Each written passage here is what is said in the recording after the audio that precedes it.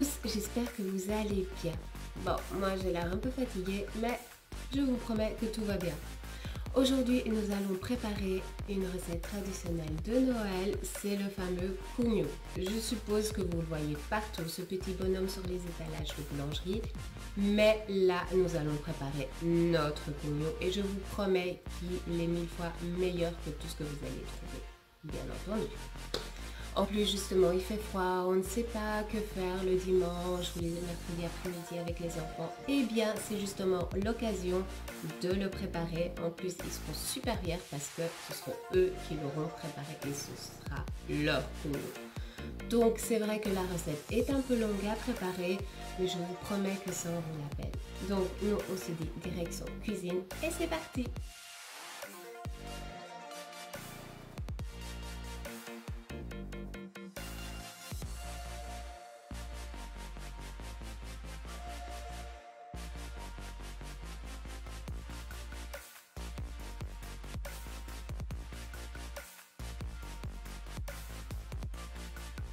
Bien sûr, vous pouvez utiliser un robot pour préparer cette recette, mais personnellement, c'est une petite quantité et j'aime beaucoup la faire à la main. Donc voici les ingrédients. Ils se disposent toujours de cette manière-là. Le sel à l'extérieur, la levure, le lait à température ambiante et le sucre à l'intérieur, la farine autour et le beurre à l'extérieur.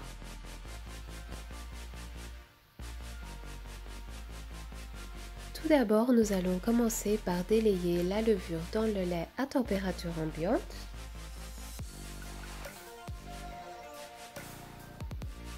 Puis peu à peu, d'un mouvement circulaire, nous allons incorporer la farine et le sucre qui se trouvent à l'extérieur vers l'intérieur de la fontaine.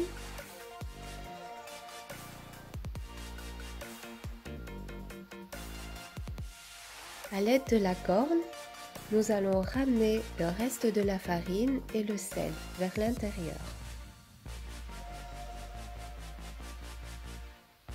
Et vous pouvez continuer à mélanger avec votre main.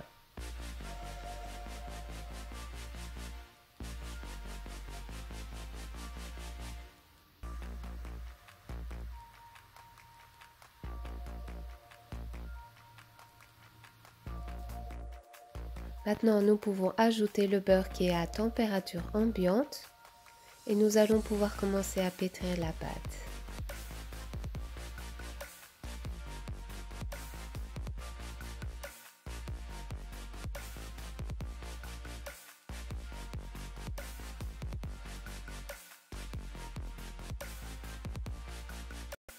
Après plus ou moins 10 minutes de pétrissage, notre pâte est totalement prête.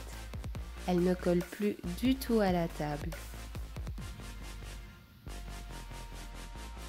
Maintenant, vous pouvez la laisser soit sur la table, soit la déposer dans un bol, la recouvrir d'un essuie à l'abri de l'air qui est très important et la laisser reposer une demi-heure.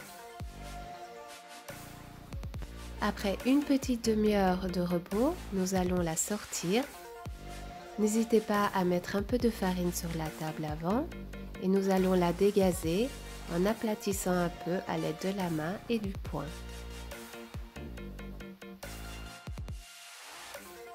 Déposez le sucre au milieu de la pâte, refermez-la comme une enveloppe et vous pouvez pétrir à nouveau afin que tout le sucre s'incorpore bien à la pâte. N'hésitez pas à rajouter un petit peu de farine.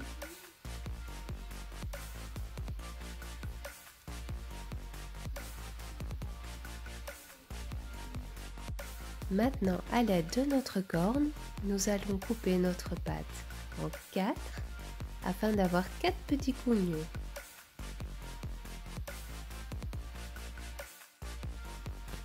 Là pour le coup, je n'ai pas très bien filmé, mais c'est vraiment tout simple. Vous allez prendre un morceau de pâte que vous allez tout doucement aplatir avec votre main sur la table et à l'aide du pouce, vous allez refermer vers le bas.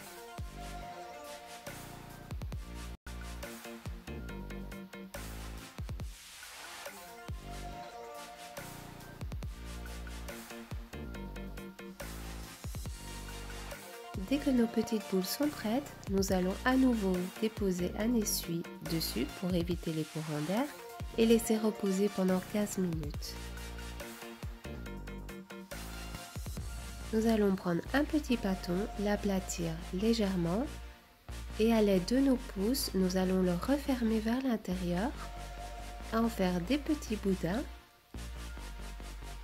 et avec nos deux mains à l'extrémité, nous allons légèrement appuyer et le rouler. Mais ça ne doit jamais casser.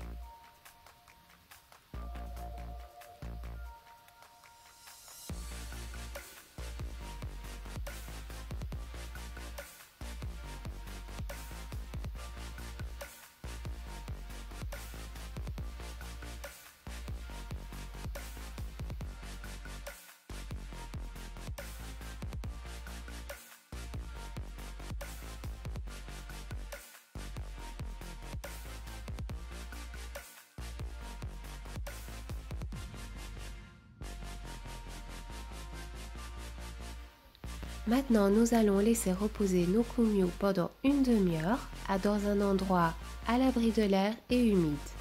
Par exemple, vous allez introduire dans votre four une casserole remplie d'eau bouillante, puis vous allez déposer votre plaque de kumyu, vous allez refermer le four et ça vous fera un endroit à l'abri de l'air et humide et ça les aidera à les faire lever. Notre temps de repos terminé, nous allons les badigeonner de lait végétal avec un peu de sucre ou de sel, puis nous allons les déposer au four à 200 degrés pendant 15 minutes à chaleur normale, c'est-à-dire chaleur vers le haut et vers le bas, pas de chaleur tournante. Et voilà, nos kumyu viennent de sortir du four et ils sont tout chauds et je vous promets que ça sent super bon dans toute la maison. Alors soit vous pouvez les laisser comme ça ou ajouter un sirop de sucre pour donner une petite brillance et un petit goût sucré en plus.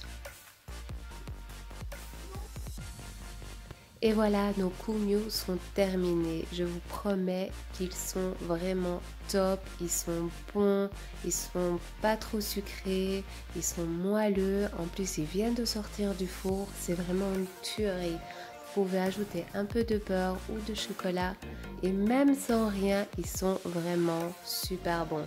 Donc n'hésitez surtout pas à reproduire la recette et dites-moi ce que vous en pensez. Et nous, on se dit à la prochaine pour une prochaine recette. Bisous bisous!